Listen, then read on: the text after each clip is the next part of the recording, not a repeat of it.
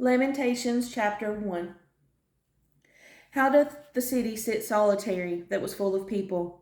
How is she become as a widow?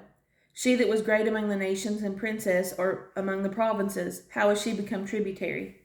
She weepeth sore in the night, and her tears are on her cheeks. Among all her lovers she hath none to comfort her. All her friends have dealt treacherously with her, they are become her enemies. Judah is gone into captivity because of affliction, and because of great servitude. She dwelleth among the heathen, she findeth no rest. All her persecutors overtook her between the straits. The ways of Zion do mourn, because none come to the solemn feasts. All her gates are desolate. Her priests sigh, her virgins are afflicted, and she is in bitterness.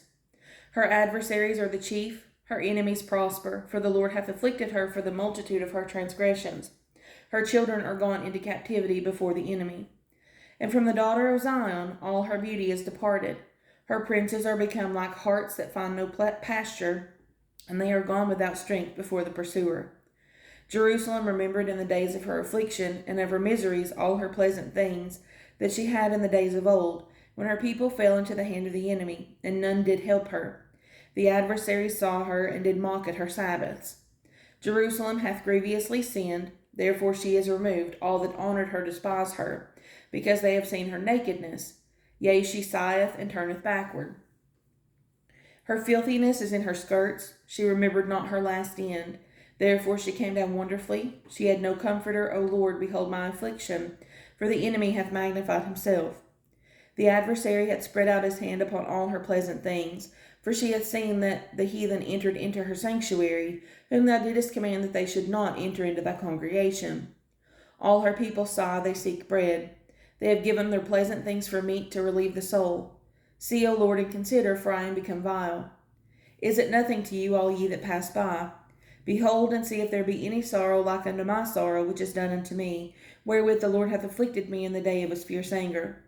From above hath he sent fire into my bones, and it prevaileth against them.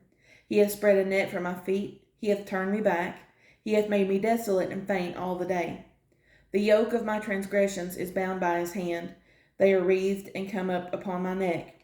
He hath made my strength to fall. The Lord hath delivered me into their hands, from whom I am not able to rise up. The Lord hath trodden under foot all my mighty men in the midst of me. He hath called an assembly against me to crush my young men. The Lord hath trodden the virgin, the daughter of Judah, as in a winepress. For these things I weep. Mine eye runneth down with water, because the comforter that should relieve my soul is far from me.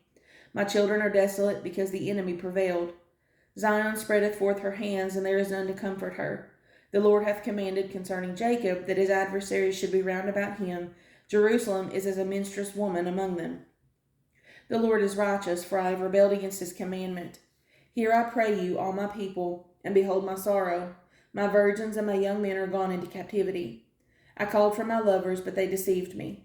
My priests and mine elders gave up the ghost in the city, while they sought their meat to relieve their souls. Behold, O Lord, for I am in distress. My bowels are troubled, mine heart is turned within me. For I have grievously rebelled. Abroad the sword bereaveth, at home there is as death. They have heard that I sigh. There is none to comfort me. All mine enemies have heard of my trouble. They are glad that thou hast done it. Thou wilt bring the day that thou hast called, and they shall be like unto me.